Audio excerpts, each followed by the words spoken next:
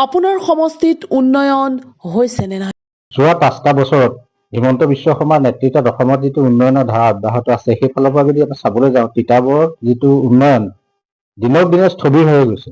তিতাবৰৰ খোৱা পানীৰ ব্যৱস্থাই কওক, বিজুলী বাতি ব্যৱস্থাই কওক, ৰাস্তা ঘাটৰ যিটো ব্যৱস্থা দিনক দিনে একদম বিধ্বস্ত ৰূপ হৈছে। আমি তিতাবৰ নগৰৰ বাসিন্দা। তিতাবৰত এজাক বৰষুণতে বানপানী হয়, ৰাস্তা পদূলি ওলাই যাব নোৱাৰে, এটা পৰিৱেশ হয়, ছাত্ৰ ছাত্ৰী বিদ্যালয়লৈ যাব নোৱাৰে।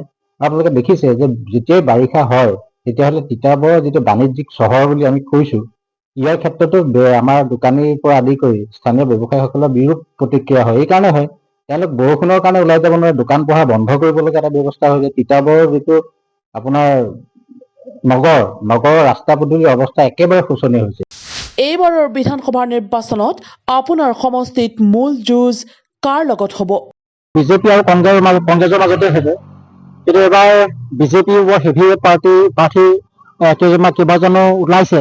তাৰ মাজত অৱশ্যে কাৰ কপাল ফুল সেইটো মই নাজানিম, কিন্তু বৰ হেভিৱেট পাৰ্টি বিজেপিৰ পৰা আছে। লগতে কংগ্ৰেছৰো আছে, এতিয়ালৈকে 3জনৰ নাম শুনিছো। কিন্তু 3জনৰ ভিতৰত বৰ্তমান যিজনৰ মানে আপোনাৰ বিধায়ক হৈ আছে তেখেতৰ কাম কাজত তিতাবৰীয়া ৰাইজ বৰ সন্তুষ্ট নহয়। মানে মেইন যুঁজটো হ'ব কংগ্ৰেছ আৰু বিজেপিৰ মাজত। আমাৰ যোনে জিকক, কিন্তু আমি তিতাবৰ উন্নয়নটো বিচাৰিছো। সেইটো মূল যুঁজ আপোনাৰ বিজেপি আৰু কংগ্ৰেছৰ মাজতে হ'ব। আপোনাৰ সমষ্টিৰ বৰ্তমানৰ বিধায়কৰ কাম কাজক লৈ আপুনি কিমান সন্তুষ্ট?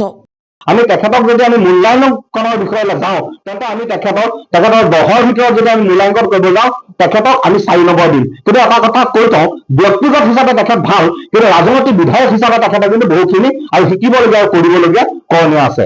সামগ্ৰিকভাৱে তেখেতে এগৰাকী বিৰোধী বিধায়ক হিচাপে কিছু ক্ষেত্ৰত অসুবিধাৰ সন্মুখীন হৈছে, সেইখিনি আমি অনুভৱ কৰিব পাৰো।